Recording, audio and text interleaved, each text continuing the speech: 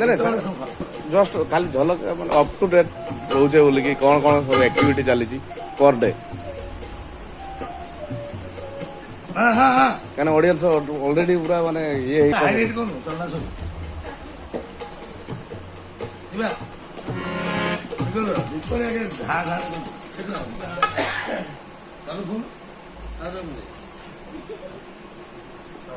আগে তারপর নেবো আরে গবেষ করে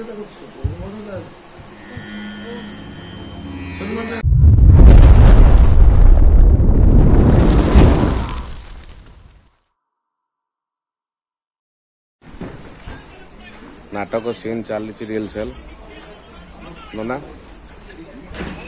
ଯେଉଁ ଆମର ଚଣ୍ଡାଶୋକ ନାଟକ ହେଉଛି କେତେ ଦୂର କ'ଣ କେମିତି ଲାଗୁଛି ଯେତିକି ରିହର୍ସାଲ ହେଲାଣି? ହଁ ବର୍ତ୍ତମାନ 10ଟା ଖଣ୍ଡେ ସିନ୍ ହେଇଗଲାଣି ଭଲ ଲାଗୁଛି କାରଣ ଇଏ ଟିକେ ବିଜ୍ଞାନ ଉପରେ ଟିକେ ବେଶୀ ଗୁରୁତ୍ୱ ଅଛି ଆଉ ଇଏ ନାଟକର ଭାଷା ଉପରେ ଟିକେ ଆମ ପାଇଁ ବି ଟିକେ ଅଡ଼ୁଆ ହେଉଛି ଯାହା ହଉ ଆମେ ମାନେ କଳାକାରମାନେ ବି ବହୁତ ଜୋସ୍ରେ ଆଗେଇ ଚାଲିଛନ୍ତି ନାଟକ ନିଶ୍ଚିତ ଭଲ ହେବ ବୋଲି ଯାହା ବି ହେଲେ ହରବାରି ସେ ନିଶ୍ଚିତ ତାକୁ ଯେମିତି ଯାହା ହେଲେ ବି ନିଶ୍ଚିତ ଭଲ କରିବେ ବୋଲି ଆମର ଆଶା ଅଛି। ଜୟ ଜଗନ୍ନାଥ। ଗୋବିନ୍ଦ ଭାଇ ଜୟ ଜଗନ୍ନାଥ। ନାଟକ ବିଷୟରେ କ'ଣ ମନ୍ତବ୍ୟ? ନାଟକ ତ ଆମର କହିତେ ଗଲେ ମାନେ ସୁପର ଡୁପର ଉପରେ ଚାଲିଛି ରିହର୍ସାଲ ପୁରା ଶାରୀରିକ ପରିଶ୍ରମ ଯୋଉଛୁ। କ'ଣ କ୍ୟାରେକ୍ଟର ପଡ଼ିଛି ତମର? କଳାକାର ମାନେ କ୍ୟାରେକ୍ଟର ତ ଭଲ ପଡ଼ିଛି ଆଜ୍ଞା ମହାମନ୍ତ୍ରୀ କ୍ୟାରେକ୍ଟରଟା ପଡ଼ିଛି ମହାମନ୍ତ୍ରୀ ଆଜ୍ଞା କଳିଙ୍ଗର ସମ୍ରାଟ ଆମର କୈଳାସ ବାବା ଆମର ପାର୍ଟି କରିଛନ୍ତି କ୍ୟାରେକ୍ଟରଟି କରିଛନ୍ତି କଳିଙ୍ଗର ସମ୍ରାଟ ରାଜା ରାଜା ଆଉ ମୁଁ ଆଜ୍ଞା ମହାମନ୍ତ୍ରୀ।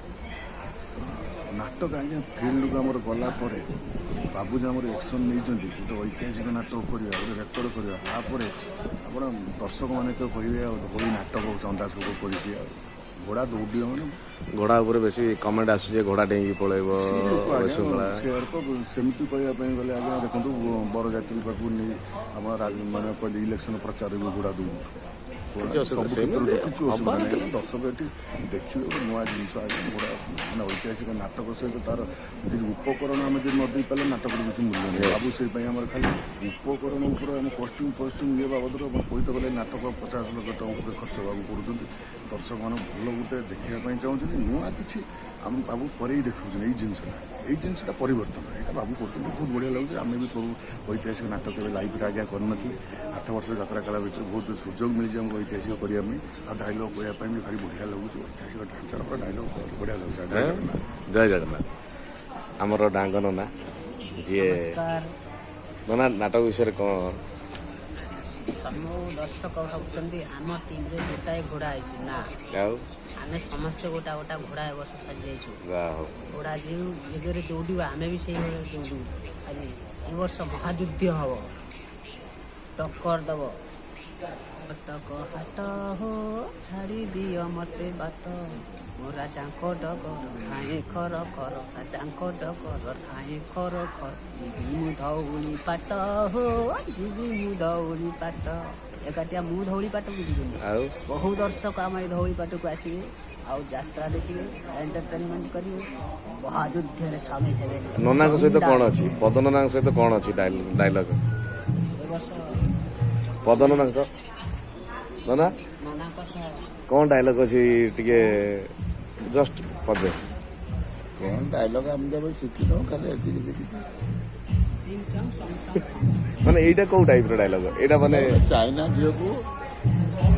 ଝିଅର ଡାଇଲଗ୍ ସେ ତାଙ୍କର ଡାଇଲଗ୍ ଝିଅଟି ତାର କହୁଛି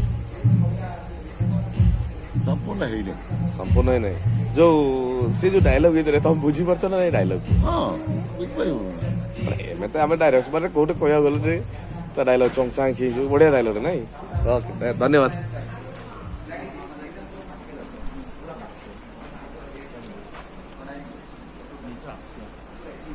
ଦାଦାଙ୍କର ଟିକେ ଦାଦା ନାଟକ ବିଷୟରେ ପଦେ ମନ୍ତବ୍ୟ।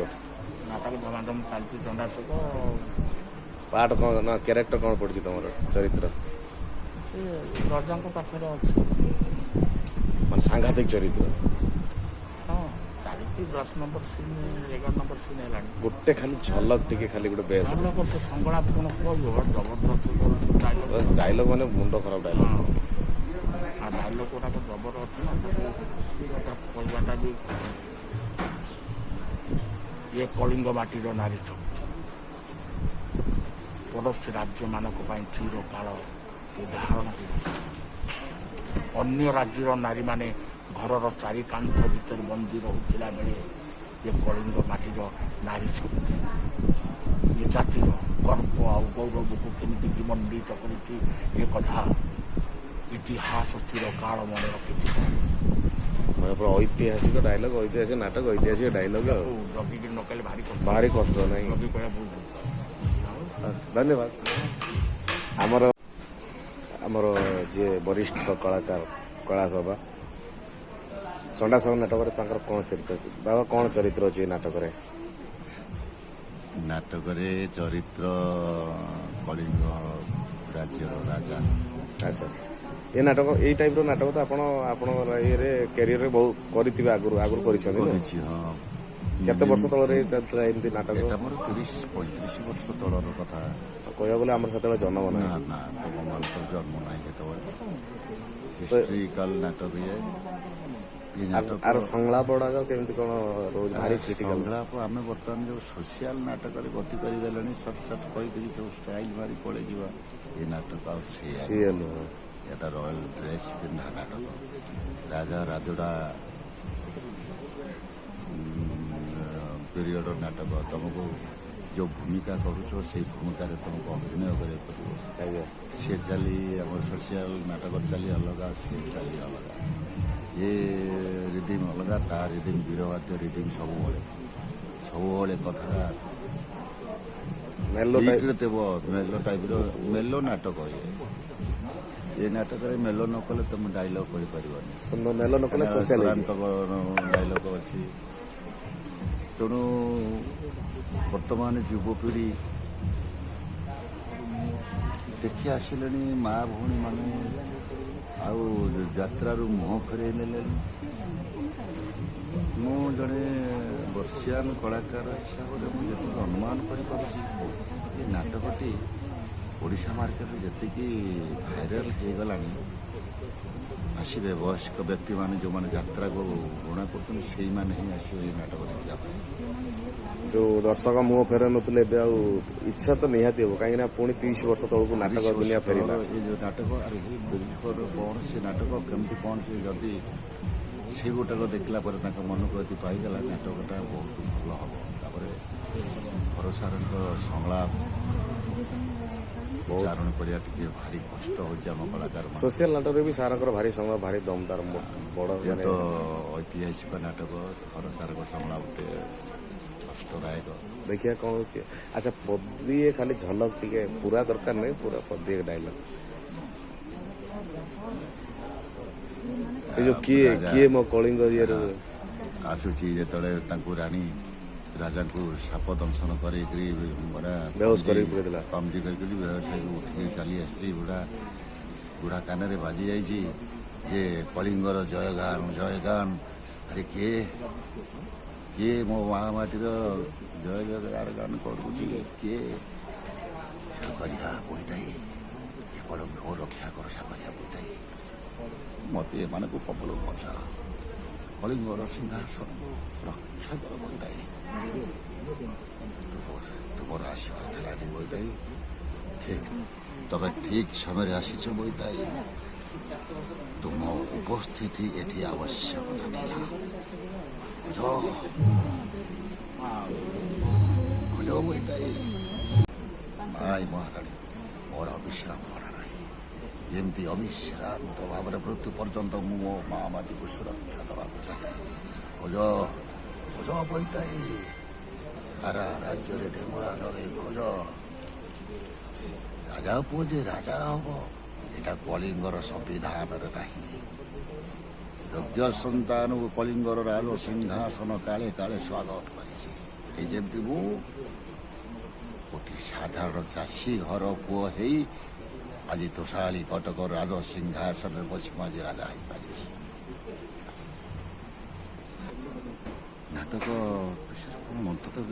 ଆପଣ ତ ଆଗରୁ ଏଇ ନାଟକ କରିଛନ୍ତି, ଦୀର୍ଘ 30-35 ବର୍ଷ ପୂର୍ବେ ମୁଁ ଏଇ ନାଟକର ସବୁ ପାଠ କରୁଥିଲି। ଏଇ ଟାଇପ୍ର ନାଟକ ଏଇ ଟାଇପ୍ର ନାଟକ ହିଷ୍ଟ୍ରିକାଲ ନାଟକ ପୌରାଣିକ ନାଟକ ପୁଣି ଫେରିଛି, ପୁଣି ସେ ହିଷ୍ଟ୍ରିକାଲ ଐତିହାସିକ ଯୁଗକୁ ପୁଣି ଫେରିଲା। ଦୀର୍ଘ ଦିନ ସୋସିଆଲ ନାଟକରେ ଗତି କଲା ପରେ ଏ ନାଟକର ସଂଳାପ ଗୋଟେ ନିଆରା, ଏ ସଂଳାପ ଥଟ୍ ଏ ନିଆରା, ଏଇଟା ହେଉଛି ଐତିହାସିକ ନାଟକ। ଏ ଡାଇଲଗ ଶୁଣିଲା ବେଳକୁ ରୁମ ଟାଙ୍କୁରି ଉଠୁଛି, ମାନେ ଛାତି କଣ୍ଢେ ମୁଣ୍ଡ ହେଇଯାଉଛି ଡାଇଲଗରେ।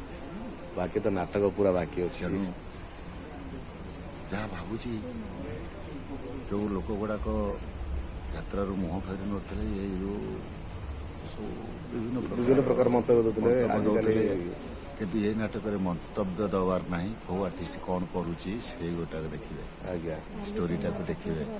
ପୁରୁଣା ଜିନିଷ ବର୍ତ୍ତମାନ ଯୁବପିଢ଼ି ସେ ଜିନିଷକୁ ଜାଣିନାହାନ୍ତି, ପଢ଼ିଛନ୍ତି ପଢ଼ିକି ସବୁ ଜାଣିଛନ୍ତି, କିନ୍ତୁ ପରିବେଶନକୁ ସେ କେବେ ଦେଖିନଥିଲେ। ଯଦି ଅନୁଭବ କରି ତାଙ୍କ ମନକୁ ପାଇଯାଏ, ସେମାନେ ବି ଖୁସି ହେଇଯିବେ। ଆମେ ବି ଜଗନ୍ନାଥଙ୍କୁ ଡାକୁଛୁ ଯେମିତି ସାରା ଓଡ଼ିଶାରେ ଭାଇରାଲ ହେଇ ଏ ନାଟକକୁ ସମସ୍ତେ ଚକିତ, ପ୍ରାୟ ଚାତକ ପ୍ରାୟ ଚାହିଁ ବସିଛନ୍ତି। ମା ଶାରଳା ଆମକୁ ସେଇ ଜାଗାରେ ପହଞ୍ଚି ଦେଇପାରିବେ। ଜୟ ଜଗନ୍ନାଥ, ଜୟ ଜଗନ୍ନାଥ। ଆମର କାରୁବାକି ଯେ ଚଣ୍ଡାଶୋକ ନାଟକର ମୁଖ୍ୟ ନାୟିକା, ତାଙ୍କ ଦି ପଦ ନାଟକ ବିଷୟରେ ମନ୍ତବ୍ୟ।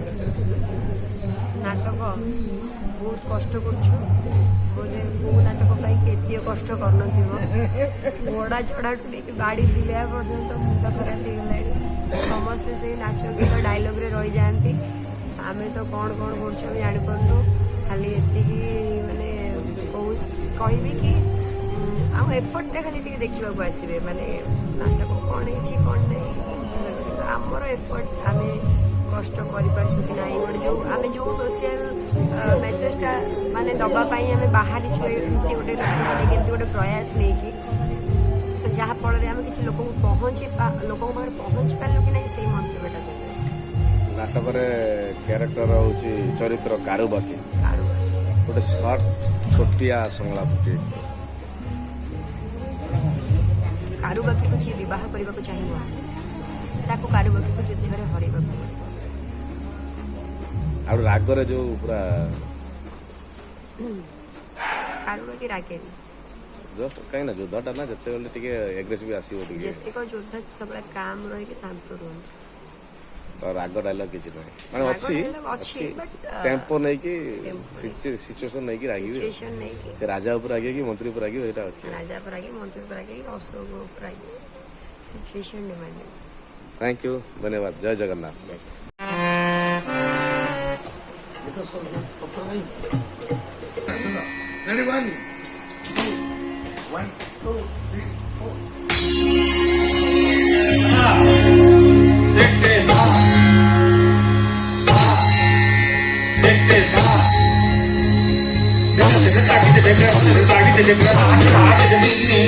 Take